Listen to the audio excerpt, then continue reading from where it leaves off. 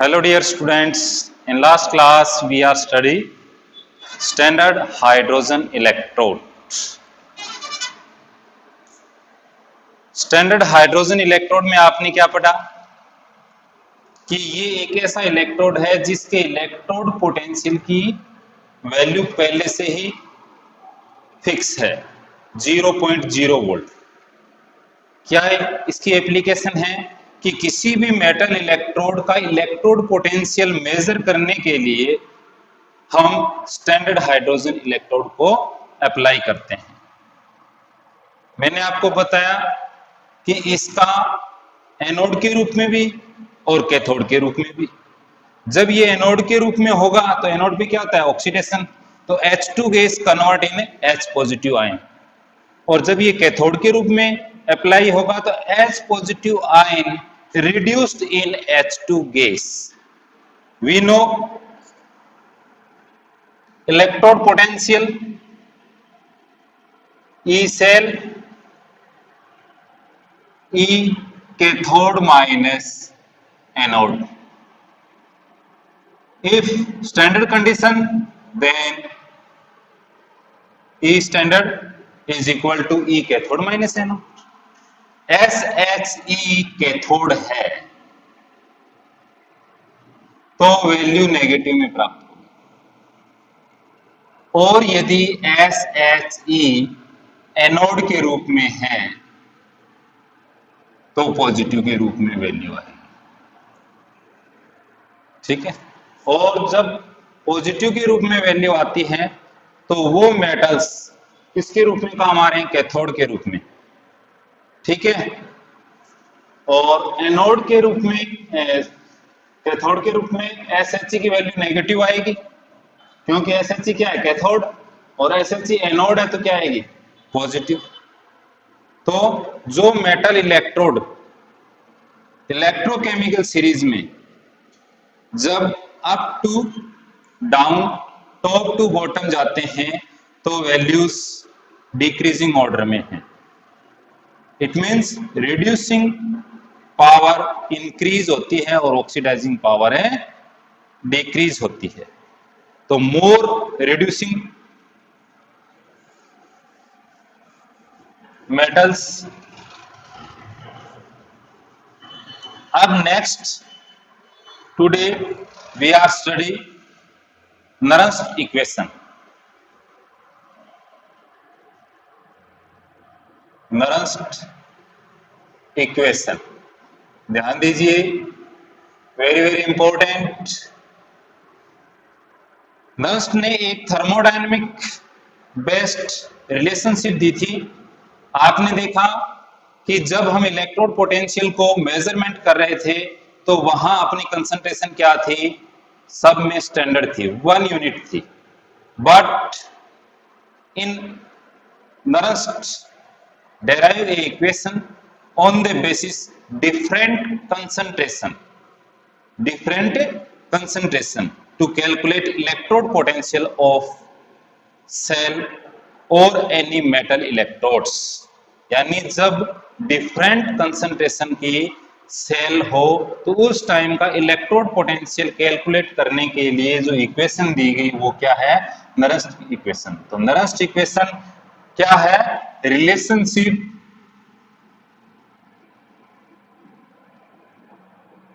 Between electrode potential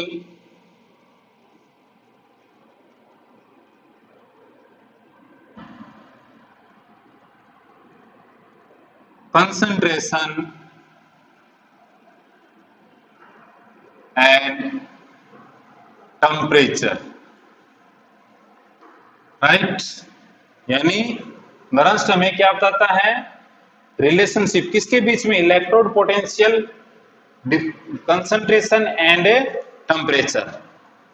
अब कोई भी इलेक्ट्रोड मेटल इलेक्ट्रोड है तो उसकी रिएक्शन क्या होगी,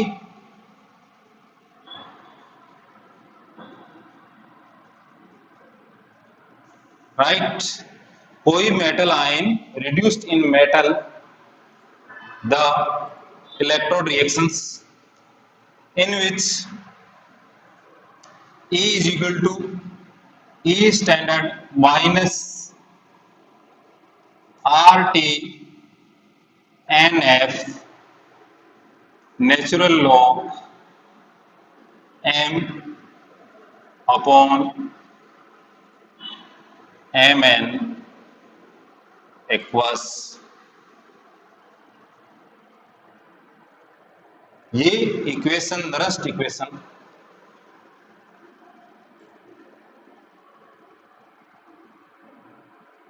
के नाम से जानी जाती है।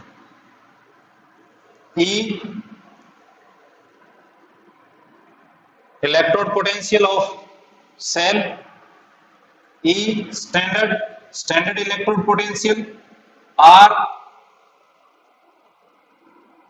गैस कांस्टेंट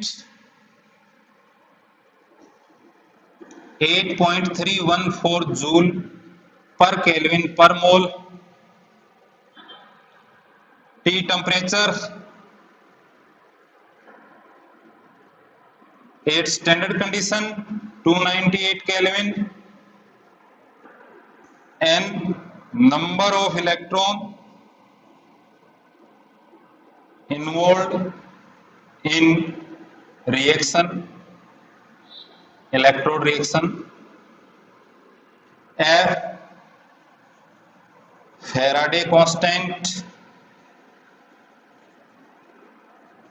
या charge of 1 mole electron approximately 96,500 coulomb per mole. ठीक है, तो ये है नरस्ट इक्वेशन। M क्या है? मेटल, और N पॉजिटिव क्या है? Concentration of metal ion. Very very important. किसी भी इलेक्ट्रोड के लिए आपको पता है, किसी भी मेटल का इलेक्ट्रोड बना हुआ है तो मेटल को अपने रिडक्शन पोटेंशियल के बेस पे रिएक्शन शो की गई है। तो कोई भी मेटल आयन रिड्यूस्ड इन मेटल, इसके लिए कोई भी जो इलेक्ट्रोड पोटेंशियल, कंसंट्रेशन और टेम्परेचर के बीच में जो रिलेशनशिप शो की जाती है वो इक्वेशन किस नाम से जानी जाती है? Also known as Nernst equation. E is equal to E standard minus RT upon NF natural log M stand upon Mn aqueous, right? अब in solid form M is equal to 1 और natural log converting logarithm base of 10, then equation form E is equal to E standard minus 2.303 RT upon NF log 1 upon Mn positive।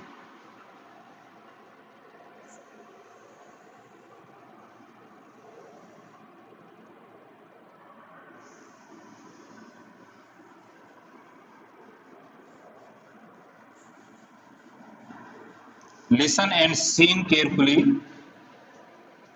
E electrode potential of any cell, E standard electrode potential, RTNF के बारे में मैंने आपको बताया।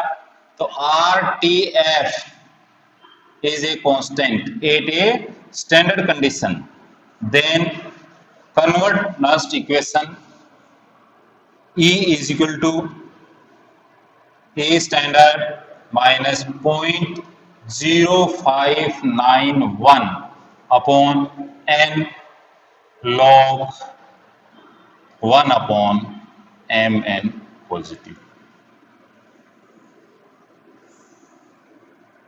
right? ये है Nernst equation. Exam में किसी भी मेटल इलेक्ट्रोड के लिए नरस्ट इक्वेशन के बारे में पूछा जाता है, तो यहां तक अपने को करना। अब इसमें सेकंड टाइप क्या क्वेश्चन बनता है, Nernst equation for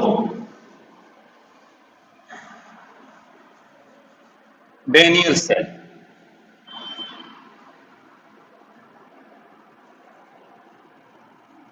right, we are study Nernst equation for Daniell cell. तो सबसे पहले किसी भी सेल के लिए नरस्ट इक्वेशन लिखते समय हमें उस सेल की सेल रिएक्शंस के बारे में नॉलेज होना चाहिए। आपने पढ़ा डेनियल सेल की एनोड पे क्या रिएक्शन होती है, zinc metal convert in Zn2 positive, और कैथोड पे Cu2 positive ion convert in Cu। Right, तो आपको पता है 2 इलेक्ट्रॉन एक दूसरे से कैंसिल हो जाएंगे। रिएक्शन क्या है, net cell reaction, Zn plus Cu2 positive Zn2 positive plus Cu। अब इस सेल रिएक्शन के लिए अपने को नरस्ट इक्वेशन लिखनी है, तो ई स्टैंडर्ड माइनस 0.0591 अपॉन कितने इलेक्ट्रॉन इन्वॉल्व हो रहे हैं केमिकल रिएक्शन में, 2। तो n की वैल्यू कितनी आ गई, 2 log 10 बेस है। अब Zn2 positive upon Cu2 positive. अब आपको पता है Zn और Cu को अपने क्या ले लेते हैं, 1 यूनिट ले लेते हैं। तो ये जो है वो क्या आ गई, नरस्ट इक्वेशन आ गई। किसके लिए, किसके लिए, इलेक्ट्रोकेमिकल सेल या डेनियल सेल या गैल्वेनिक सेल या फिर वोल्टेइक सेल। राइट, अब इस केमिकल इक्वेशन में ध्यान से देखिए, Zn2 पॉजिटिव क्या है, ऑक्सीडाइज्ड फॉर्म है, और Cu2 पॉजिटिव क्या है, रिड्यूस्ड, भी रिडक्शन हो रहा है इसका, और इसका क्या आ रहा है, ऑक्सीडेशन। तो electrode potential of cell depend on concentration of a zinc ion and a copper ion। Zinc ion के डायरेक्टली क्या है, इनवर्सली प्रोपोर्शनल है, और कॉपर आयन के क्या है, डायरेक्टली प्रोपोर्शनल। राइट, तो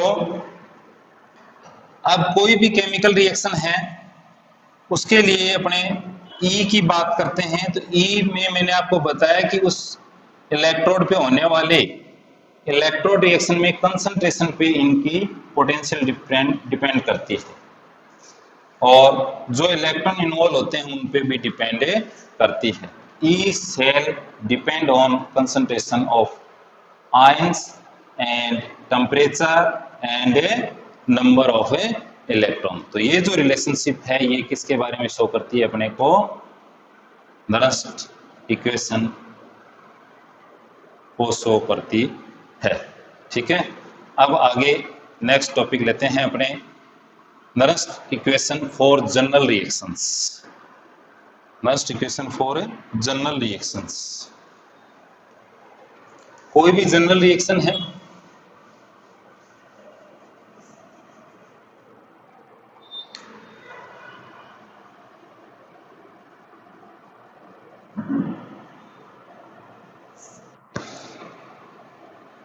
जैसे A plus B, A B,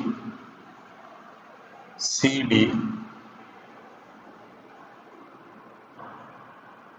ठीक है। तो E is equal to E standard minus 0.0591 upon n log 10 QC। ठीक है, ये क्या है? Equilibrium constant.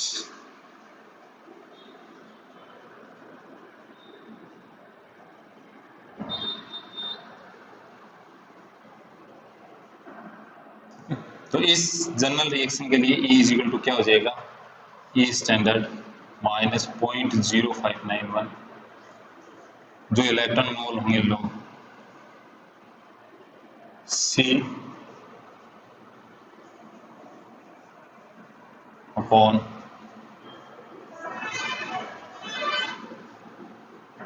ठीक है, इस प्रकार से इसको अपने राइट कर सकते हैं।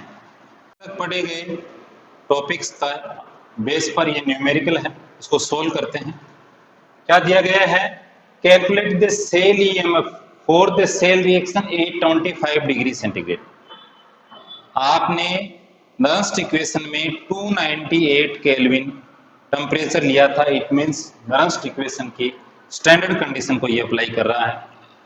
इसमें एनोड है वो जिंक मेटल का है और कैथोड है वो कैडमियम मेटल का है। तो सबसे पहले हमें कोई भी सेल डायग्राम दिया गया हो तो उसकी सेल रिएक्शन लिखनी है।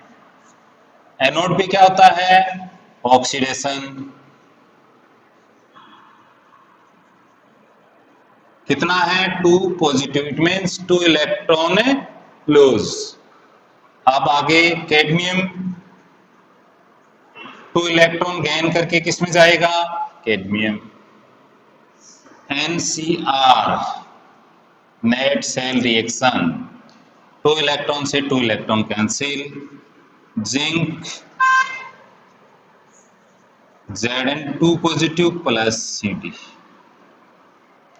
यहां तक कोई समस्या? ध्यान से देखिए, जब भी सेल रिएक्शन लिखेंगे तो एनोड पे ऑक्सीडेशन, कैथोड पे रिडक्शन, नेट सेल रिएक्शन आगे। अब हमें यहाँ इस बेस पर नरस्ट इक्वेशन याद होनी चाहिए। नरस्ट इक्वेशन क्योंकि अपने को कैलकुलेट क्या करना है? Cell EMF. तो E standard minus 0.0591 upon n log. अब इसके लिए n की वैल्यू आप रख सकते हो कितना? 2। Zn2 positive upon Cd2 positive, क्योंकि कैडमियम और जिंक जो सॉलिड फॉर्म में है उनके लिए 1 यूनिट होगा तो उनका कोई मीनिंग नहीं है। राइट। अब ई स्टैंडर्ड को कैलकुलेट करेंगे। पहले ई स्टैंडर्ड क्या होता है? ई कैथोड माइनस ई एनोड। कैथोड पे क्या है? वोल्टेज क्या है? 0.4 माइनस 6। तो इसको जब सोल्व करेंगे तो 0.36 वोल्ट। ई स्टैंडर्ड की वैल्यू अपने पास क्या आ गई? 0.36 वोल्ट अकॉर्डिंग टू, ध्यान दीजिए, ई स्टैंडर्ड की वैल्यू दी गई है। ठीक है, ई कैथोड माइनस एनोड। अब ई कैलकुलेट करना है तो E is equal to E standard कितना है? 0.36 माइनस 0.0591 अपॉन 2 लॉग। अब कंसंट्रेशन जिंक आयन की कंसंट्रेशन कितनी है? 0.1 और 0.01। ठीक है,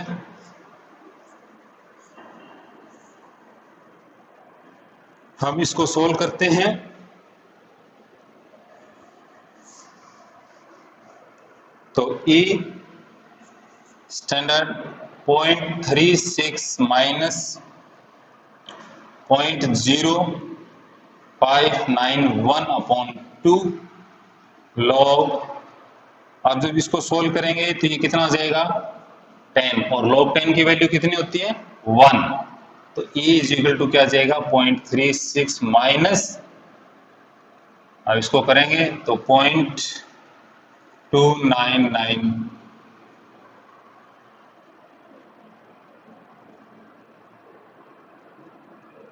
5, ठीक है, करके E इज इक्वल टू। तो इस टाइप से कोई भी न्यूमेरिकल अपने related to Nernst equation, cell reaction या स्टैंडर्ड इलेक्ट्रोड पोटेंशियल से सॉल्व कर सकते हैं। सबसे पहले हमें इसके सेल रिएक्शन लिखनी आनी चाहिए और उसके बाद उसकी जो नरेस्ट इक्वेशन है उसका फॉर्मूला अच्छी तरह से याद होना चाहिए। यानी अपने को इक्विलिब्रियम कांस्टेंट कैलकुलेट करना है नरेस्ट इक्वेशन से। तो सबसे पहले अपने को पता है डेनियल सेल के लिए नरेस्ट इक्वेशन क्या होती है। डेनियल सेल की सेल रिएक्शन अपने को पता है Zn plus Cu2 positive ion Zn2 positive plus Cu। अब Nernst equation E is equal to E standard minus 0.0591 upon 2 log Zn2 positive upon Cu2 positive. क्योंकि सॉलिड स्टेट में metal है, इनको 1 यूनिट कर देंगे। तो ये नरेस्ट इक्वेशन है डेनियल सेल के लिए। अब हमें क्या करना है, इक्विलिब्रियम कांस्टेंट। अब मेन बात आती है कि इक्विलिब्रियम कंडीशन कब आएगी। तो as a time pass reaction proceed Zn2 positive ion concentration increase and copper ion concentration decrease. जैसे जैसे रिएक्शन प्रोसीड होगी जिंक आयन की कंसंट्रेशन क्या होगी, इंक्रीज। कॉपर आयन की कंसंट्रेशन क्या होगी, डिक्रीज। तो एक ऐसी कंडीशन आएगी जिस टाइम दोनों की कंसंट्रेशन क्या हो जाएगी, इक्वल हो जाएगी। दोनों की कंसंट्रेशन क्या हो जाएगी, इक्वल। तो वहां जो कंडीशन आएगी वो क्या आएगी, इक्विलिब्रियम कंडीशन आएगी। अब इक्विलिब्रियम कंडीशन के अंदर कंसंट्रेशन इक्वल हो गई, इट मींस वहां वोल्ट मीटर में जो इलेक्ट्रोड पोटेंशियल है वो 0 वोल्ट आएगा। क्या आएगा, कंसंट्रेशन इक्वल हो गई, no change in concentration, no current pass and no sign in a voltmeter, then E is equal to क्या आ गया, 0। तो E इस इक्वेशन को कैसे लिख सकते हैं, E standard is equal to 0.0591 upon 2 log 10। अब इसको क्या मान लें इक्विलिब्रियम कंडीशन में, Kc, क्योंकि Zn2 positive concentration equal to Cu2 positive ion, ठीक है। अब ये क्या है, स्टैंडर्ड इलेक्ट्रोड पोटेंशियल। क्या है ये, स्टैंडर्ड इलेक्ट्रोड पोटेंशियल। ध्यान, अपने को पता है डेनियल सेल के लिए इलेक्ट्रोड पोटेंशियल कितना होता है, 1.10 volt, 0.0591 upon 2 log Kc, 10 volt into 2 upon 0.0591 volt, ठीक है। तो log Kc की वैल्यू क्या आएगी इसमें, 37.288 और log हटाने के लिए एंटी लॉग लेंगे तो Kc is equal to 2 into 10 to power 37.298 kelvin temperature. इस तरह से इक्विलिब्रियम कांस्टेंट को अपने क्या कर सकते हैं, कैलकुलेट किया जा सकता है। तो किसी भी सेल के इक्विलिब्रियम कंडीशंस में जो नरेस्ट इक्वेशन है वो क्या आएगी, E standard is equal to 0.0591 upon n log Kc। ये किसी भी सेल के इलेक्ट्रोड पोटेंशियल एक इक्विलिब्रियम कंडीशन में क्या होगा, स्टैंडर्ड इलेक्ट्रोड पोटेंशियल को इससे कैलकुलेट किया जा सकता है या इक्विलिब्रियम कांस्टेंट को स्टैंडर्ड इलेक्ट्रोड पोटेंशियल की सहायता से ज्ञात किया जा सकता है, मेजर किया जा सकता है, ठीक है। तो अब तक जो हमने टॉपिक पढ़ा है इससे रिलेटेड दिए गए न्यूमेरिकल्स अकॉर्डिंग टू नरेस्ट इक्वेशंस आप सोल्व कीजिए प्रैक्टिस कीजिए और जो लास्ट ईयर क्वेश्चन पेपर है उनमें भी नर्स्ट इक्वेशन से रिलेटेड, सेल रिएक्शन से रिलेटेड कुछ क्वेश्चंस दिए गए हैं, उनको आप सॉल्व कीजिए। नेक्स्ट क्लास में नए टॉपिक के साथ मिलते हैं, तब तक keep enjoy with your study, best of luck.